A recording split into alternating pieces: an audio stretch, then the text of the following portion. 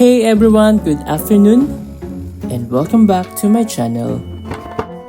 Today I'm sharing a sketchbook tour of my 2024 Inktober entries.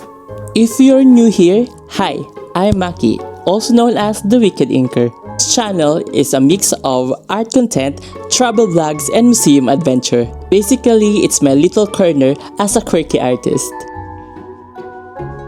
So, if things get a bit random, just roll with it and keep supporting. Alright, let's get started. For this Inktober, I use a Strathmore Toned Tan sketchbook. 50 sheets, size 14 by 21.6 cm. The cover is honestly a bit creepy. Sorry Scott Burndick. So I might redesign it eventually. Flipping to the first page, we got my prompt list. I always make one to keep things organized and make it easier to follow. The 2024 list had a travel theme going on, which I wasn't super into it at first. The first prompt is backpack, and as usual, I wanted my opening piece to look really nice since it set the tone for the rest of my Inktober drawings. Here you see Hirono tucked inside a beautiful designed backpack.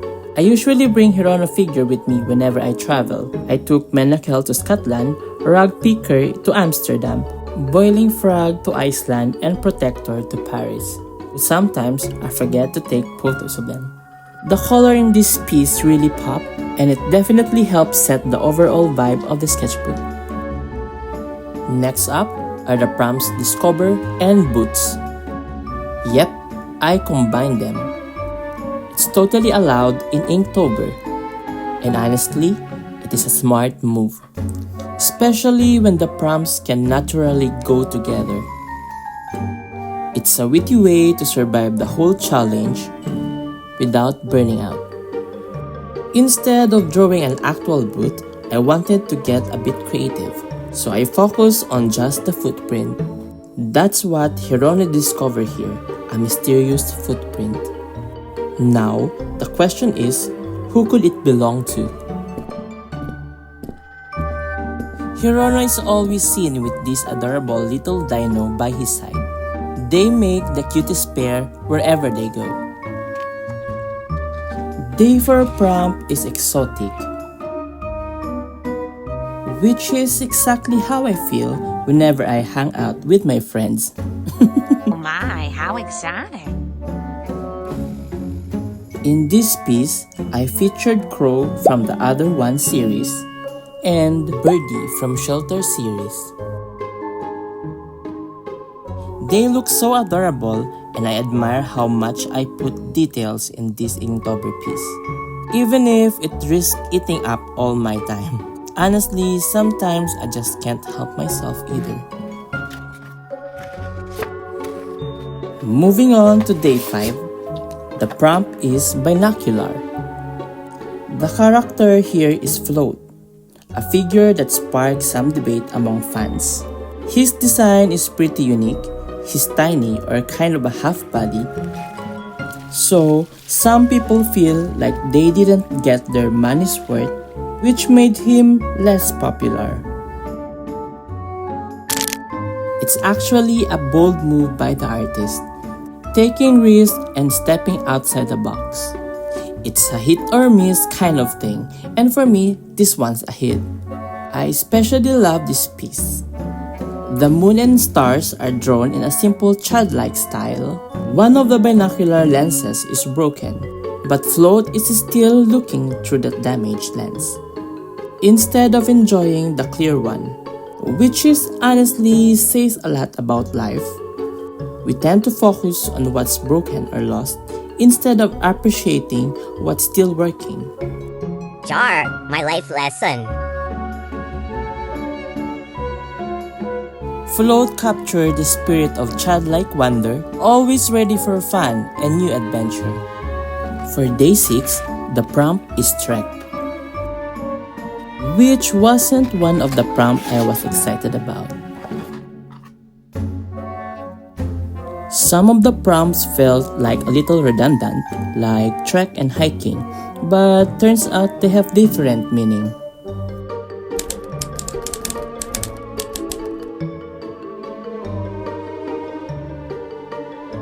So here I try to show difference by showing trek in this drawing, and I'll do the hiking separately. To be real, I had no clue what to draw at first, so I end up sketching Hirono struggling with the trek. Relatable, right? Trekking is much more challenging than hiking, often involving longer distance, rough terrain, and great physical effort. The next prompt, honestly, it's also one I wasn't too happy about.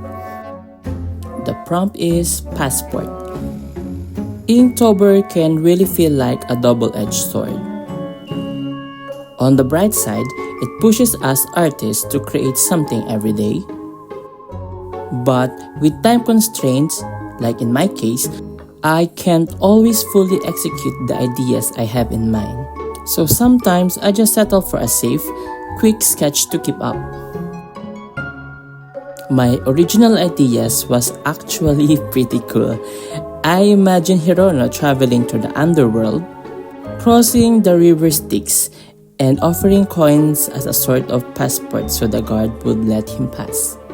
It had a whole dramatic vibe I wanted to explore, but it would have taken more time and detail than I had. So I end up tossing in random some sketches instead. Not too bad, but it's safe. Sometimes you just need to say ew and move on. For day 8 and 9, I decided to combine the prompts. This piece, Hirono is wearing a Tero Bozu costume. Basically a sunny weather doll from Japan. It's usually made from white cloth or paper and hung by the window to wish for clear skies. So here, Hirono becomes the sunny doll, pretending to bring good weather while secretly hiding his true feeling underneath the costume. It's like tricking the sun and maybe even himself. Flipping to the next page, we have the prompts nomadic. It refers to someone who moves from place to place, often without permanent home, living and wandering lifestyle. And no Hirono figure fits the theme better than vagrancy. In this piece, he's just sitting in the middle of nowhere, surrounded by the wilderness. I really love how this illustration turned out. It captures the quiet, drifting, and mood perfectly.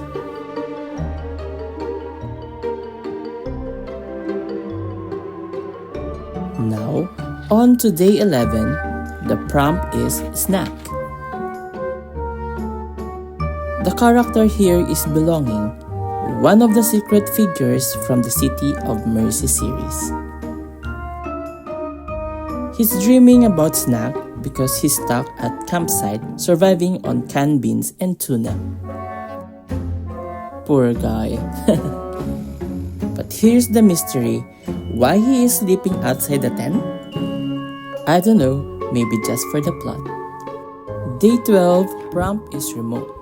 In this drawing, there's a man holding a remote control, watching a TV showing a remote area with a house. But wait, the scene looks familiar. If you remember the house from the first illustration, this is the same one. That means both pieces are part of the same universe. I love weaving little connections like that. Day 13 and 14, the prompts are Horizon and Rome. I combined them into one piece. Honestly, out of all the Hirono secret figure, this one's probably my least favorite.